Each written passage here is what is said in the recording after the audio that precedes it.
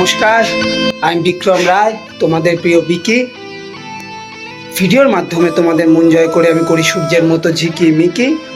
আর আজ যাচ্ছি আমরা ঝাড়খণ্ড বাবা বৈদ্যনাথ ধামে, সাথে তার পাশাপাশি আরও দেওঘর, ত্রিকুট পাহাড়, আরও বিভিন্ন জায়গা।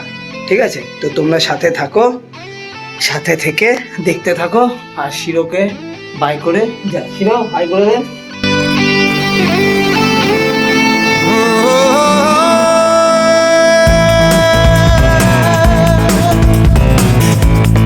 তো অবশেষে আমরা কল্যাণী মোড় ছেড়ে আমরা বর্ধমানের বর্ধমান অর্থাৎ শক্তিগড়ের এখানে ল্যাংচা বিখ্যাত, ওখানে এসে একটা ধাবাতে দাঁড়ালাম।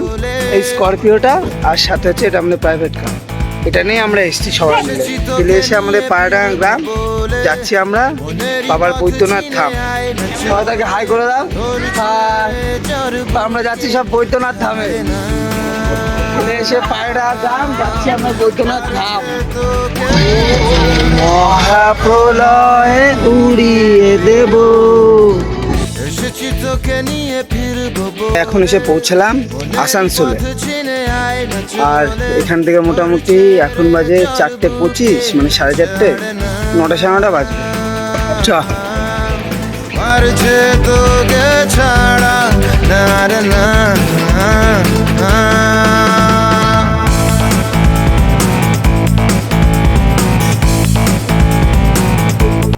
এর জন্য আমরা হল্ট নিয়ে নিয়েছিলাম এই পেট্রোল পাম্পে।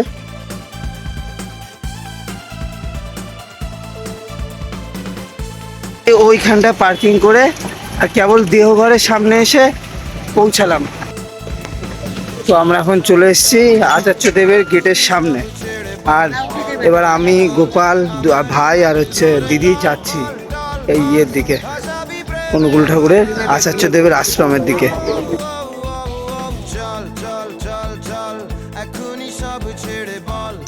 তোমাদের দেওঘরের ভেতরে যেখানে দীক্ষা নেয় ওখানে দেখালাম, এটা হচ্ছে দেওঘরের প্রসাদ নেবার জায়গা। থোড়া তো দেখলে তোমরা, খাওয়া দাওয়ার পর্ব হলো শেষ। এখন আমরা যাব সমাহারে একটা রেস্টুরেন্টে, আর চলে এসেছি আমরা সমাহার করতে আমাদের রাতের আহার। এটা কেমন খেতে? সব দারুণ। তিয়াদি খাওয়া দাওয়া সেরে আমরা এখন এই মাঠটায় আসলাম।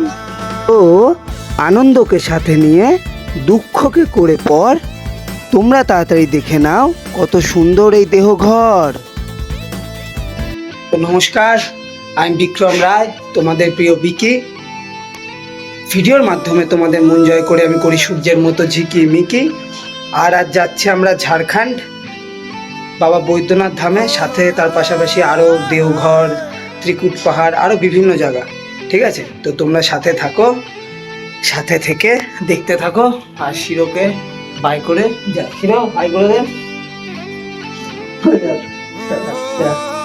তোকে নিয়ে যাচ্ছি না বলে রেগে আছে। তো তোমার সাথে যেতে যেতে চলো কথা হচ্ছে। বাবার জ্যোতির্লিঙ্গের মধ্যে প্রধান অন্যতম এক জ্যোতির্লিঙ্গ বাবা বৈদ্যনাথ ধাম, ওটা হচ্ছে মেন কারণ। বাবার কাছে যাবো, আরও তার পাশাপাশি বিভিন্ন জায়গা যাব, তোমাদেরও দেখাবো। তো সাথে থাকো, দেখতে থাকো, আর হাসতে থাকো, আর ভালোবাসতে থাকো। তো চলো, আমাদের গাড়ি চলে এসছে, আর গাড়ি হচ্ছে একটা স্করপিও গাড়ি বুকিং করা হয়েছে, আর একটা আমাদের প্রাইভেট কার রয়েছে, ওটা করে আমরা যাবো। সো চলো।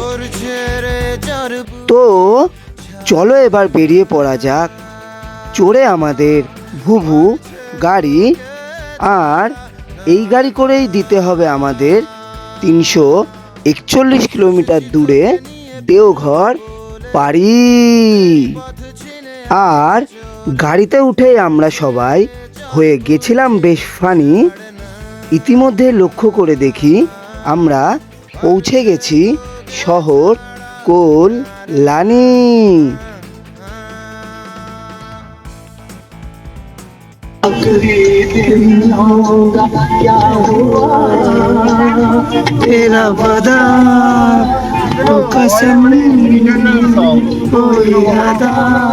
তো গাড়িতেই প্লে লিস্টে বাজছিল বেশ সুন্দর সুন্দর 90s প্রেমের গান।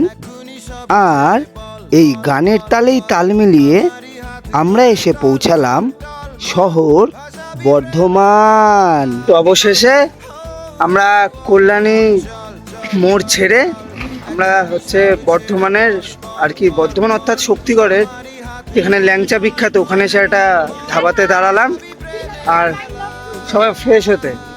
আর সবাই মোটামুটি আছে। আর এই যে তোমরা দেখতে পাচ্ছ এই এই স্করপিওটা, আর সাথে হচ্ছে এটা আমাদের প্রাইভেট কার, এটা নিয়ে আমরা এসেছি সবাই মিলে, ঠিক আছে।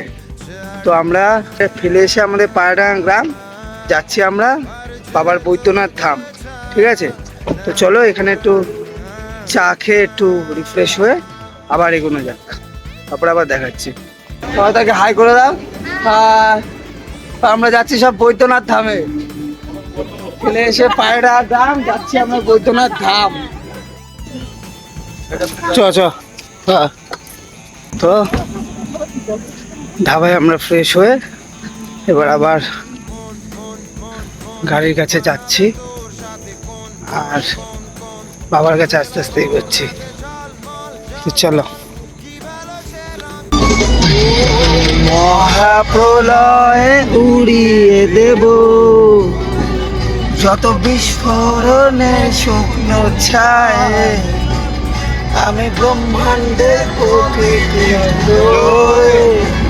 লিখে দেব শুধু তোমাকে চাই। হয়তো এখনো জানো না, কারো সাধ্য নেই আমায় আটকায়, আমি ভালোবাসবো আবার তোমায় যত বেশি ভালোবাসা।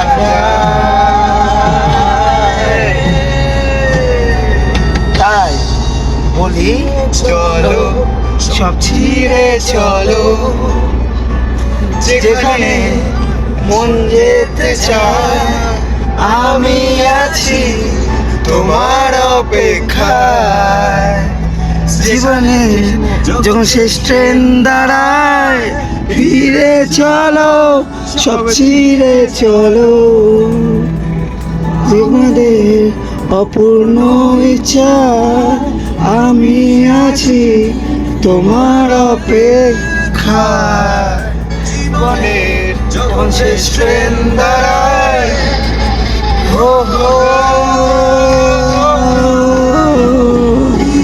চলো।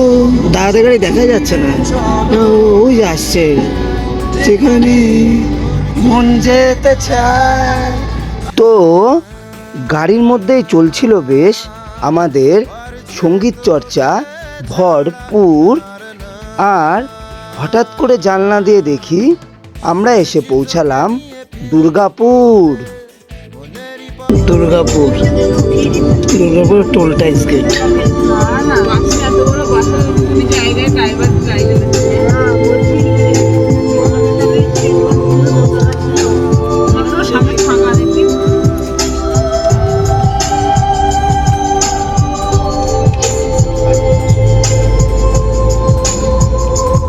আর আনন্দ করতে করতে আমরা মাথা থেকে সব হেডেক গিয়েছিলাম ভুলে, এবং তার কিছুক্ষণের মধ্যেই দেখি আমরা এসে পৌঁছে গেছি আসানসোলে। আর আমরা এখন এসে পৌঁছালাম আসানসোলে। আর এখান থেকে মোটামুটি এখন বাজে 4:25, মানে 4:30, 9টা 9:30 বাজবে। তো হালকা করে চা খেয়ে ঘুম কাটিয়ে আমরা আবার উদ্দেশ্য দেবো ওইদিকে। কি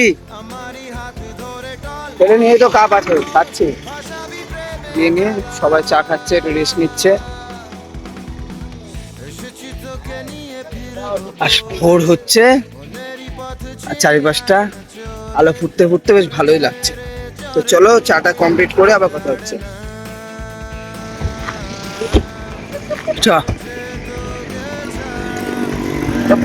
আনতে তো যাবো, চলো এখান থেকে বেরিয়ে সেটিং হয়ে যাবো গোপাল। তো চা খেয়ে ফ্রেশ হয়ে হালকা করে ঘুমিয়ে পড়েছিলাম কিন্তু বেশ ভালো। আর হঠাৎ দেখি সূর্যি মামা ডেকে বলছে আমাদের, উঠে পড়, মেখে নে আমার রোদের আলো। দারুণ লাগছে বল, জায়গাটা সেরা লাগছে।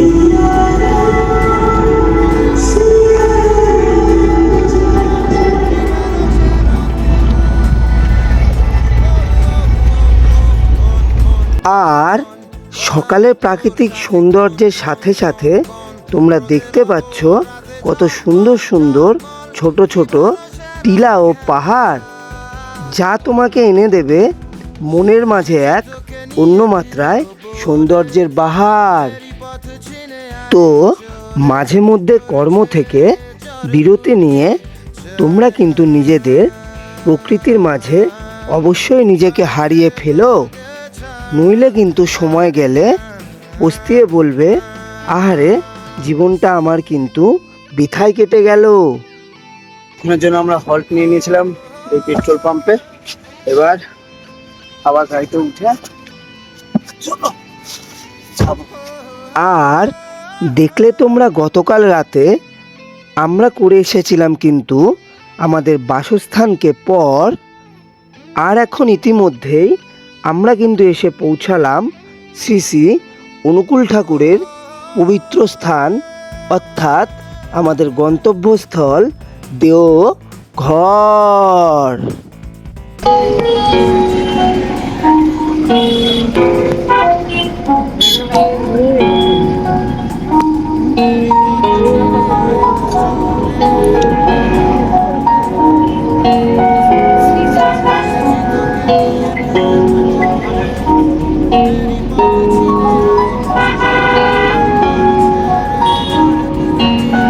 ওইখানটা পার্কিং করে আর কেবল দেওঘরের সামনে এসে পৌঁছালাম, বুঝলে।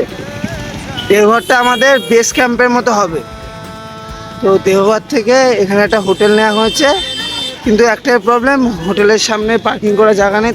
তার জন্য ওখানে পার্কিং করলাম, করে নিয়ে আস্তে আস্তে আমরা হোটেলের রুমের দিকে যাই, গিয়ে একটু ফ্রেশ হই, হয়ে নিয়ে তারপরে তোমার দেওঘরে যাব, আরও বাবা বৈদ্যনাথের মন্দিরে যাব, আরও বিভিন্ন জায়গা যেগুলো বলেছিলাম ওগুলোর মধ্যে সবই দেখাবো।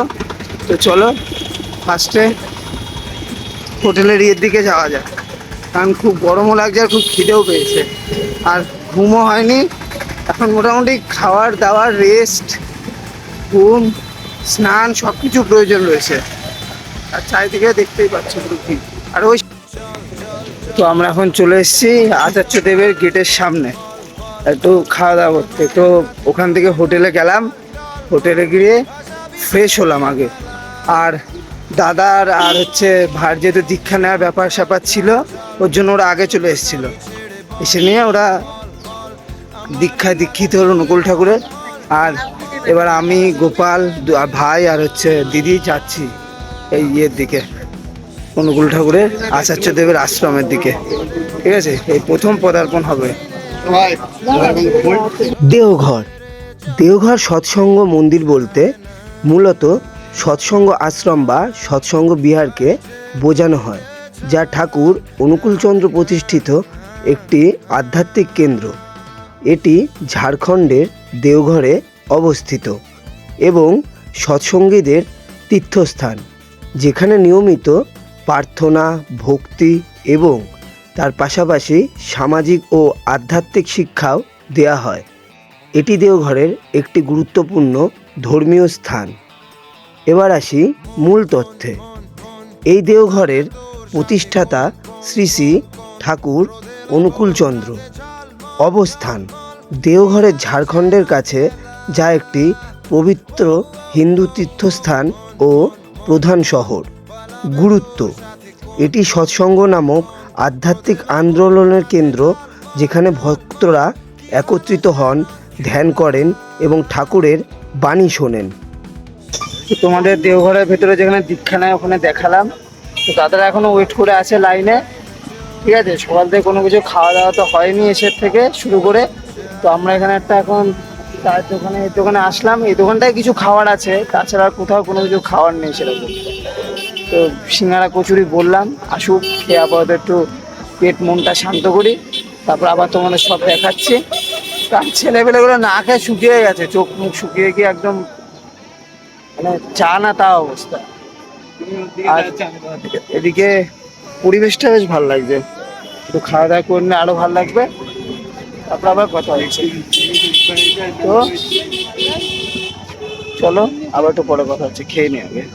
প্রতিষ্ঠা 1946 সালে অনুকূলচন্দ্র দেওঘরে এই আশ্রমটি প্রতিষ্ঠা করেন, যেখানে তপোবন বিদ্যালয়, দাতব্য চিকিৎসালয়, ছাপাখানা ইত্যাদি ছিল।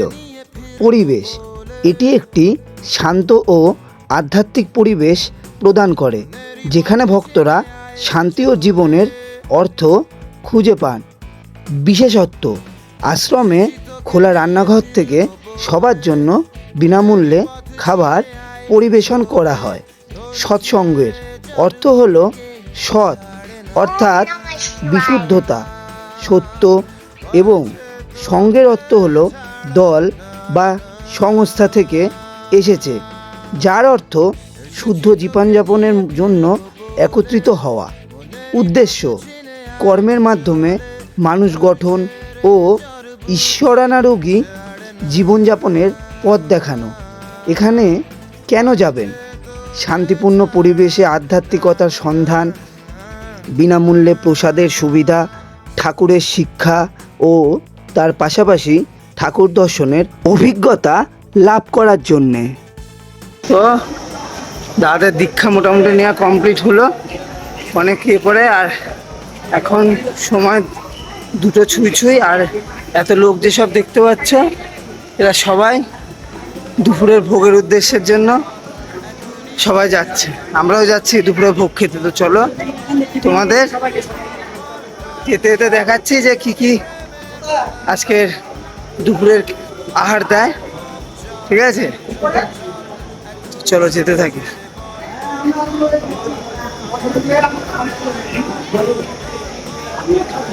চারিদিকে থেকে নৌকার লোক, 2 দিন আগে নাকি অনুষ্ঠান ছিল দেওঘরে, আবার আজকে এত ভিড়।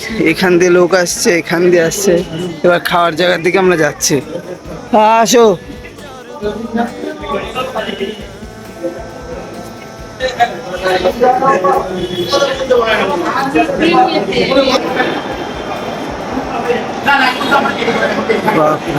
কত লোক দেখেছো খাওয়ার?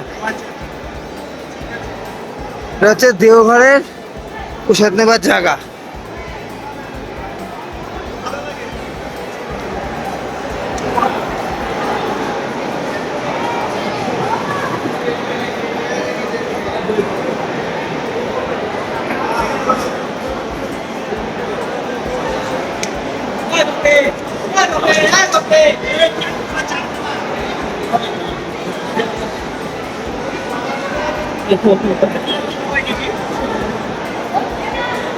তো পাতা দিয়ে দিয়েছে হচ্ছে আমাদের মামা, ওই যে পাতা দিচ্ছে, আর সবাই মোটামুটি লাইনে বসে গেছে।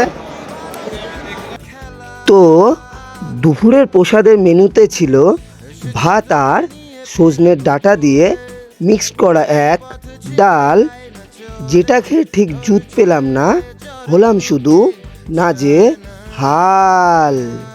তো দেখলে তোমরা, খাওয়া দাওয়ার পর্ব হলো শেষ, আর ভাত আর ওই আলু সবজি এগুলো দিয়ে একটা মিশিয়ে তরকারি করে, ওই তরকারি দিয়ে দিল, কিন্তু সজনের ডাঁটা, সজনের ডাঁটা আর যেন কি দিল, আলু আর সজনের ডাঁটা, আলু আর সজনের ডাঁটা দিয়ে। তো ডাল। হ্যাঁ, তো খাওয়াটা ঠিক জমলো না, হাফ ভাত খেলাম, হাফ সবাই, আমি একা বলে না, হ্যাঁ, রাইস অ্যান্ড সবজি মিলা হাফ ভাত আর হাফ খেয়ে মোটামুটি ফেলে দিতে হলো। কিন্তু এখন খুব খিদে পেয়েছে, বাড়ি গিয়ে একটু কিছু খেতে হবে, তাহলে ঠিক পেটটা ভরছে না। আরে 2 চাঙ্গু মাঙ্গু অসাধারণ।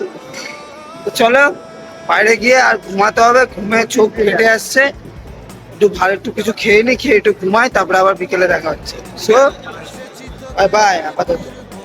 তো দুপুরের খাবারের পরে ঘুমটা কিন্তু বেশ এসেছিল ভালো, আর সন্ধ্যার পরে উঠে দেখি সূর্যি মামা আমাদের বাই বলে কমিয়ে দিয়েছিল কিন্তু তার নিজের আলো। আর এখন আমরা যাব সমাহারে একটা রেস্টুরেন্টে, এটা বেশ ভালো রেস্টুরেন্ট, কারণ দুপুরে যেহেতু ভালো মতো খাওয়া হয়নি, তো ওখানে সবাই খাওয়া দাওয়া করবো আর আশপাশের পরিবেশ তোমাদের দেখাবো। চলো। দেওঘর ভারতের ঝাড়খণ্ড রাজ্যের একটি পবিত্র শহর ও জেলা। যা বিখ্যাত বাবা বৈদ্যনাথ জ্যোতির্লিঙ্গ মন্দির 12টির মধ্যে একটি অন্যতম এবং অন্যান্য মন্দির ও আশ্রমের জন্য এই জেলাটি বা রাজ্যটি পরিচিত। এটি একসময় বাঙালিদের স্বাস্থ্য উদ্ধারের জন্য জনপ্রিয় ছিল এবং তার পাশাপাশি প্রাকৃতিক সৌন্দর্য ও ধর্মীয় গুরুত্বের কারণে তীর্থযাত্রীরা ও পর্যটকদের কাছে ছিল এটি একটি গুরুত্বপূর্ণ স্থান। এখানে ত্রিকুট পাহাড়, তপবন, নওলাক্ষা মন্দির এবং সৎসঙ্গ আশ্রমের মতো আরও বিভিন্ন আকর্ষণীয় স্থানও রয়েছে। তো এসে পৌঁছালাম আমরা সমার হোটেলে। তো এই যে সমার ফুড কোর্ট, তার হচ্ছে ওখানে মেনু দেওয়া আছে, ওরা মেনু ডিসাইড করছে কী নেওয়া যায়। আর চলো অর্ডার ফর্ডার দিয়ে নিয়ে ডিনারটা সেরে নিই, তারপরে আবার কথা হচ্ছে। আর কালকে সকালবেলায় উঠে আগে বৈদ্যনাথ ধামে যাব, ওখান থেকে পুজো আচ্চা করে তারপর সব জায়গায় ঘোরা যাবে। কারণ আজকে যাওয়ার ইচ্ছা ছিল যে বাবার কাছে, কিন্তু বাবার কাছে যেতে পারলাম না, কারণ যেহেতু দাদার দীক্ষা নেওয়ার ব্যাপার ছিল, তো ওর জন্য আজকের দিনটা মিস হয়ে গেল। ওই জন্য দাদার সাথে এখন কথা বললাম যে দাদা দেখ, দাদাও রাজি হয়ে গেল, বললো ঠিক আছে কালকে আগে আমরা বাবার কাছে যাব, যেহেতু আমরা বাবার চেলা, ও আমি দুজনেই। এর জন্য গিয়ে কালকে ওখানে বসাবো আমরা আমাদের ভালোবাসার মেলা। আর চলে এসেছি আমরা সমাহার করতে আমাদের রাতের আহার। ওকে, তো চলো অর্ডার দিয়ে দেখি কথা বলছি। হ্যাঁ, এই যে মেনু চার্ট, আর আমাদের খাওয়া রেডি হয়ে গেছে, মা মামি নিয়ে নিয়েছে, আর ওখানে ওরাও নিয়ে নিয়েছে। আর আমাদের এখানে এদের রুটি থালি, এদের ছোলো ভাটুরে, ওটলা মশলা ধোসা, আমারটা পানির ধোসা। তো চলো, এটা কেমন খেতে? সব দারুণ পিয়াদি, তাহলে আমার ভালো লাগবে, আমি একটু টেস্ট করে নিই। চলো খেয়ে কথা হচ্ছে। খাওয়া দাওয়া সেরে আমরা এখন এই মাঠটায় আসলাম, এখানে একটু রেস্ট নিতে। আর ওখানে ওরা সবাই বসে আছে, বসে গল্প আড্ডা দিচ্ছে। আর একটু পরে রুমে যাব, গিয়ে একটু রেস্ট পাবো, পেয়ে সকালবেলা আবার ভোলাবাদ সাথে মিট আছে। তো চলো আবার পরে কথা হচ্ছে সবাই মিলে। তো রাতে বেশ সুন্দর লাগছে মাঠটা। আর এটা দেওঘরের থেকে কিছুটা 2 থেকে 3 কিলোমিটার দূরত্বে দেওঘর। মানে এখানে প্রসাদ খাওয়ানো হয়, যেখানে তোমরা দুপুরবেলা দেখলে এখানে প্রসাদ খাওয়ানো হয়। এদিকে আরও মন্দির ফন্দির ফিরে রয়েছে, আর তার অপোজিটে রয়েছে পোস্ট ব্যাংক, আর ওদিকে হচ্ছে দীক্ষা নেওয়ার জায়গা। আর দেওঘর কালকে যাব, গিয়ে তোমাদের দেখাবো, ঠিক আছে? তো চলো। আর এখানে কালকে যাওয়ার জন্য প্রোগ্রাম চলছে, কথা হচ্ছে। আর আমরা আজকে সবাই যাচ্ছি আশেপাশে সাইট সিনে। এই হচ্ছে আরাধনা নলক্ষ্য মন্দির। চলো নতুন অন্য মন্দিরে যাবো, চলো। হ্যাঁ, 9 লক্ষ মন্দির কমপ্লিট করে এখন যাবো তপবন, তপবন থেকে যাবো ত্রিকুট পাহাড়, আরো বিভিন্ন জায়গা, আরো বিভিন্ন জায়গা ঘোরা আছে। সবাই হ্যাঁ। সঙ্গে থাকো, সবাই সঙ্গে থাকো, আমরা দেখাতে থাকবো। হ্যাঁ, চলো।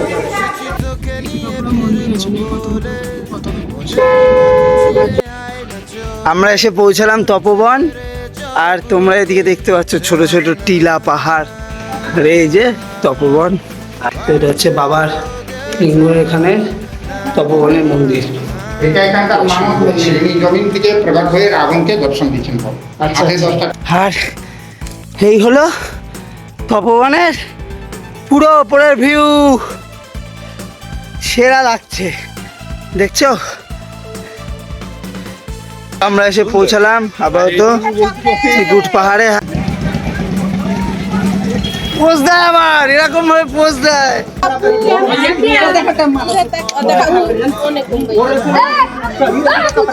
তোমরা এসে ঘুরে ফুরে যেও, আশা করি খুব খুব ভালো লাগবে। আসছে আরো ব্লগ, আরো ধৈর্য কিন্তু তোমরা ধরো, কারণ তোমাদের আশীর্বাদ ভালোবাসাতেই আমি হব অনেক বড়। So stay tuned and follow for more and love you all guys and bye bye. এসেছি তোকে নিয়ে ফিরবো বলে, মনেরই পথ চিনে আয় না চলে, তোর ছেড়ে চর বুকে ছাড় না।